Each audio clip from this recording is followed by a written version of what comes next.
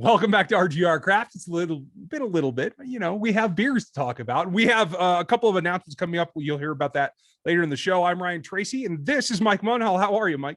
I'm doing just fine. How you doing, Ryan? I'm trying to keep it together. I think I definitely need a beer. Yeah, me too, man. It's been a busy couple of weeks. It's hard to keep up. We've have kids starting sports. We've got pandemic to work around, and it's been hard to keep up with this show. It is. So, we're just going to have to do things the old fashioned way and knuckle down and ingest beers. I know that's hard to deal with, but hey, what should we drink today? Well, we are drinking Third Coast Old Ale. Okay. So this is a barley wine from. Oh, this is from Bell's. I should have known that, but.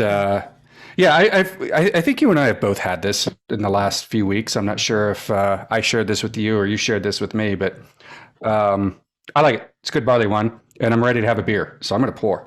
Yes. I have a confession because I haven't had it. I've been holding it for this. So I'll pour as well and try to give you guys a decent visual. And while you're doing that, I'm going to check into Untapped with this beer. That's a good plan because checking in is always a fun time. Let everybody know where it is and where to find it. I actually, from your check-ins, I actually find some beers sometimes and go try to find them in my area. So clearly the pour comes out in a nice, like amberish, almost got a little garnet hue to it. Not a lot of head, as most barley wines, or in this case, a classic old ale, doesn't always have a big head. It's not like a creamy stout. Like, even though this is a big ABV beer, it's not going to come out with a huge foamy head like a big Russian stout or something like that. So I appreciate that myself.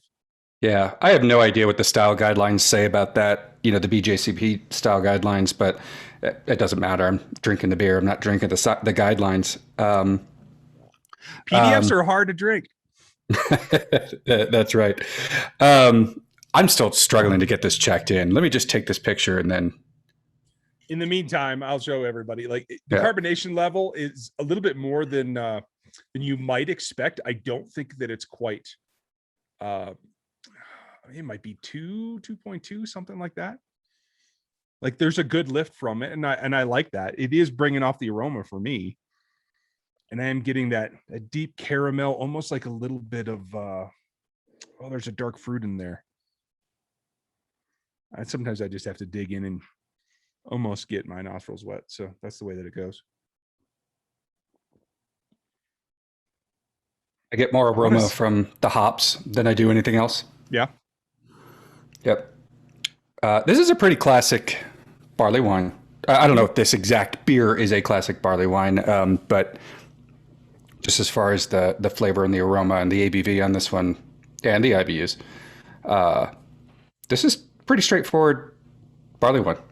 Would you call this English? And for those that aren't barley wine aficionados, the English tend towards a little bit sweeter, a little less hopped. It's not as aggressive on the hop palate, whereas the Americans are almost more, and just to use that word everyone hates, balanced, where you should get some hop aroma. You should get some hop bitterness with it as well. Where would you place this on the spectrum? Oh gosh, I don't know. You mean between American and English? Yeah. I would probably put it more on the American spectrum for sure. Man, it has been so long since I've had an English barley wine. But no, the English barley wines that I can remember drinking, in the last 10 years are, to me, they're still up there in ABV, of course. Very similar to an American barley wine, but probably even less carbonated, even than the one that we're drinking here. Mm-hmm. I don't want to say flat, certainly not still. But I would call this American just because of the hop profile. And to me, this leans a little bit more towards the bitterness than it does the malt. Yeah, I can get with you that. It's like 2/3 across the ocean for me to the west. So I'll call it that, like I do like the carbonation level for me is actually helping because I don't get as much hop off the nose as you said at first. Mhm. That just might be my current state right now, as it's springtime in the Rockies. Things happen. But I do get caramel off of it, and on the taste, I get a lot of caramel, and I don't. It's somewhere between black currant and fig for me. There's a Yeah. little bit of fruit under there. Wow, that's interesting because I just don't get that. But maybe my palate's not calibrated right now. Yeah, that's all right. And you always have a more discerning palate than I do anyway.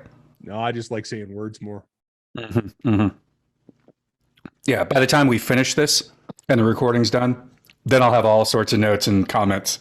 It'll be downright verbose. Right, right. Well, this is a 10% beer, which, when we make barley wine, it has a tendency to creep on us. I think the last version that we did together was like Right. 13-ish. And the last one that we shared a recipe but brewed separately, I think was a little bit less than that. Yeah.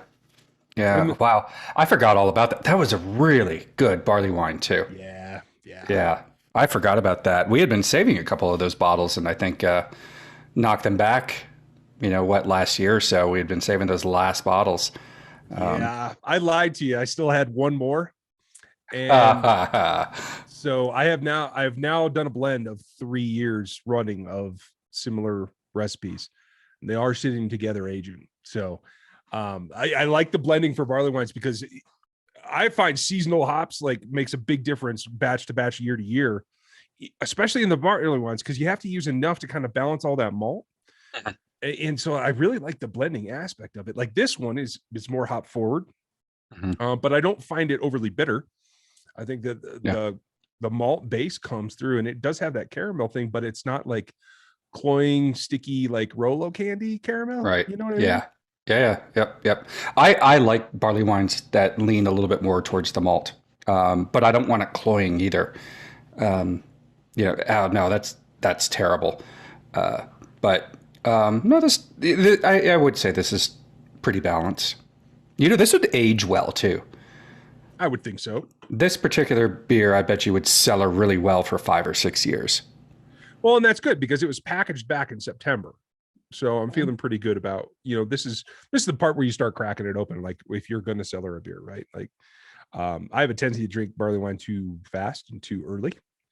And quite frankly, as I love that style because you can't drink a ton of it, right? So you have to let it age. It grows.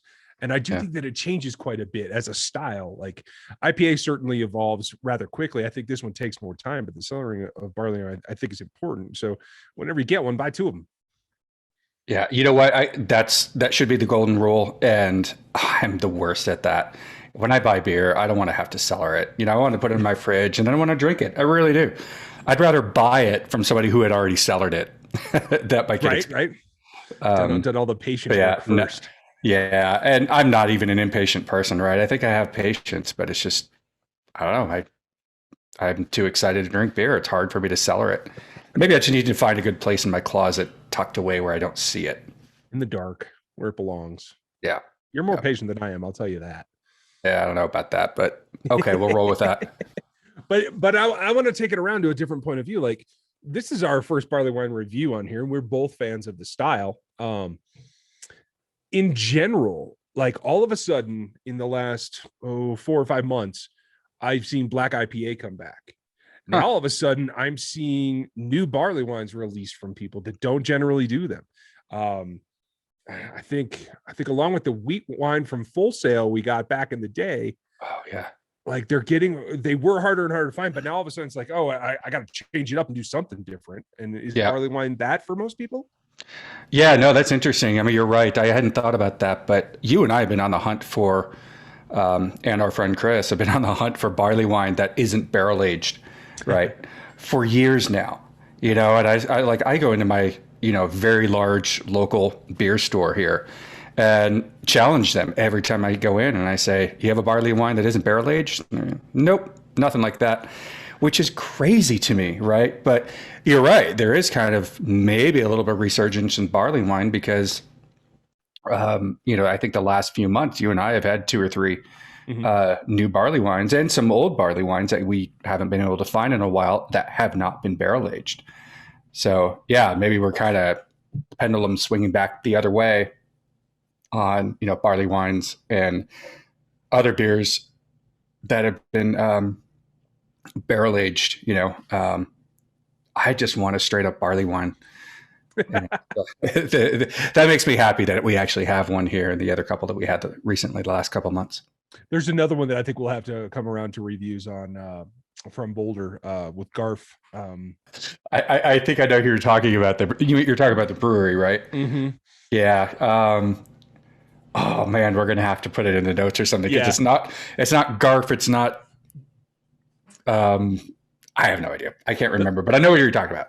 There'll be a banner right here, folks. Don't worry about it. It's not Simon and Garfunkel, I promise. Right. But they just point out, I'm really excited because I haven't had it yet. Just brought it home yesterday, so I'm going to get that. And it's like a limited release. And I think that's the thing that I'm seeing is like for breweries who don't do them generally or aren't aimed at sellable offerings very often, then they get a chance to do something a little bit off the beaten path. And quite frankly, with the shift to canning, with tap rooms being closed down, like time is always an essence in the brewing business. But if you can get something special into especially a barrel itself, rather than the techniques that we use where we're adding wood to beer, not beer to wood, I think that gives you an opportunity to get something special. And I like these limited releases from rare breweries. Yeah. So switching gears a little bit,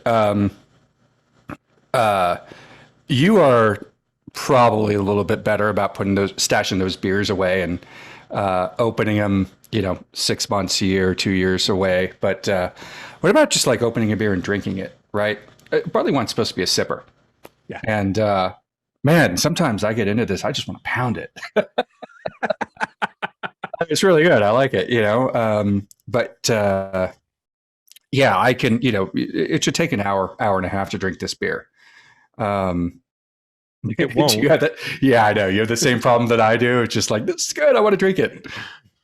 I do find that, like, especially the classic, like English barley wines that are more residual sweetness, like it does take me longer. And I think that's fine. Like you said, this is like the port of the beer world. This should be small pours. This should be, like I use my tasting glasses for like a 6-ounce pour of these when I'm pouring out of a keg, and I don't have to control it, which is another great way if you're going to make barley wine.